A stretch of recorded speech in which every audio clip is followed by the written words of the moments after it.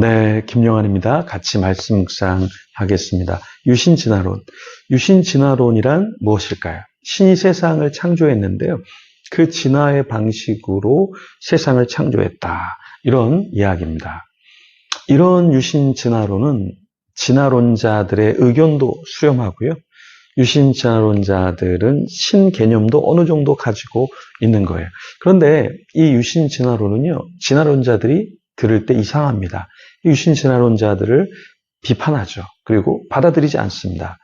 그리고 또 이 유신진화론자들은 창조론 믿는 사람들에게 또한 거부당하죠. 왜냐하면 창조론을 믿는 신앙을 가진 사람은 하나님이 창조하시면 되지 무슨 진화의 방법을 또 사용하느냐, 이렇게 믿을 수 없다 반응을 하게 되고요.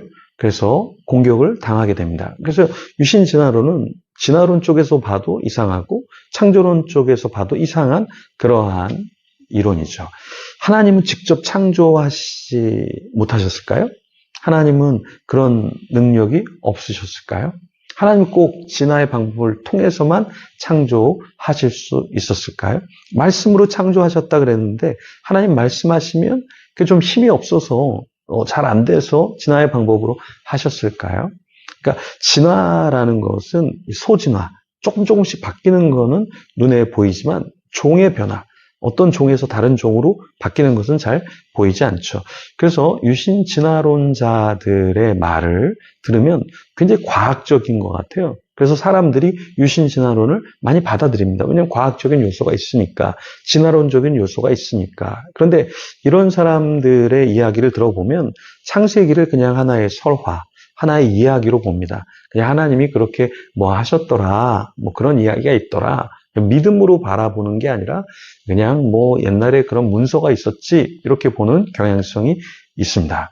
자, 그러면 문제는 언제 유신진화론자들이 말하는 것처럼, 진화론자들이 말하는 것처럼 언제 진화의 방식을 하나님이 사용하기 시작했을까요?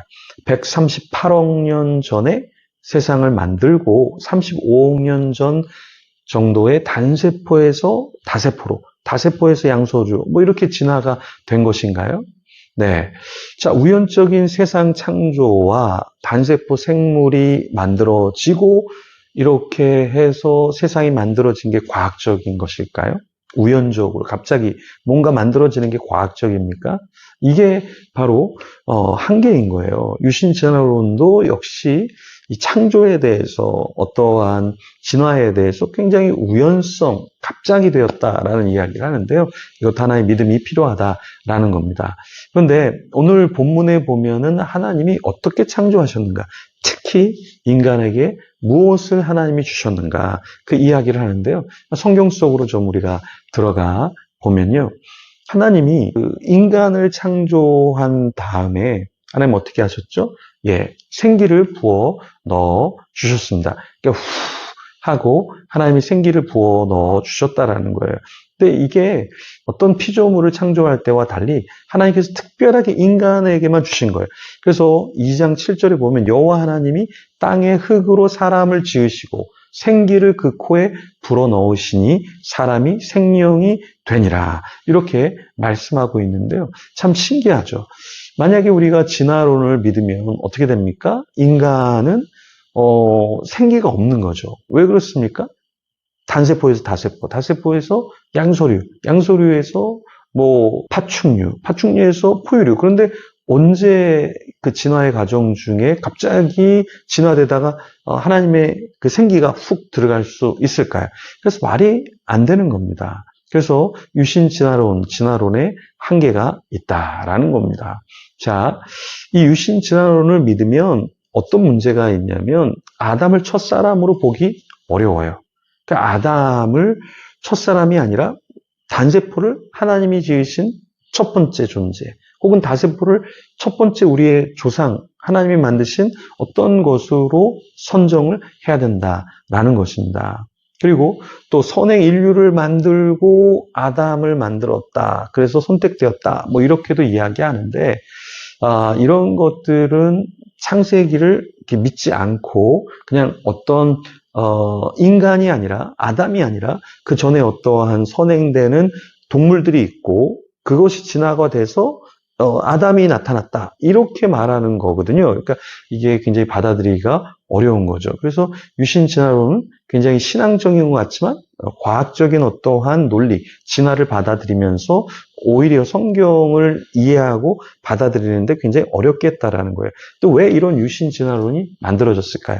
19세기 말부터 20세기경에 성경이 고등 비평을 합니다. 이게 성경을 비판적으로 보는 거죠. 그래서 이런 거는 후대에 뭔가 첨가되고 이런 것은 구전으로 있다가 글로 적었는데 굉장히 신화화했다. 뭐 이런 이야기들을 하는 거예요. 그래서 그런 것들을 좀 빼야 되겠다라고 하면서 고등비평의 방법으로 성경을 보다가 진화론이 나오니까 진화론이 과학적이래. 굉장히 증명되어지고 받아들일 만하대. 그러니까 진화론도 받아들이고 그래서 유신 진화론이 이렇게 나오게 됐다라는 겁니다. 근데 성경과 진화는 서로 다른 이야기를 하고 있어요.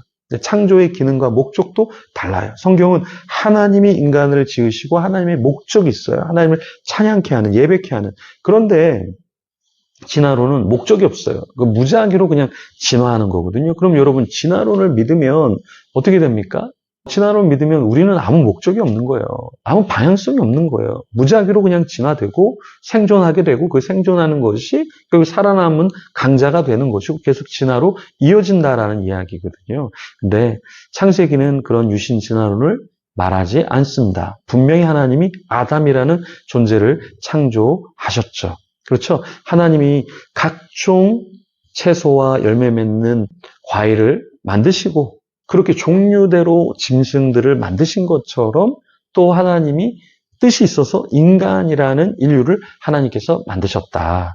그래서 오늘 본문의 5절에 보면 초목이 없고 밭에는 채소가 나지 않았다라고 말하는데요.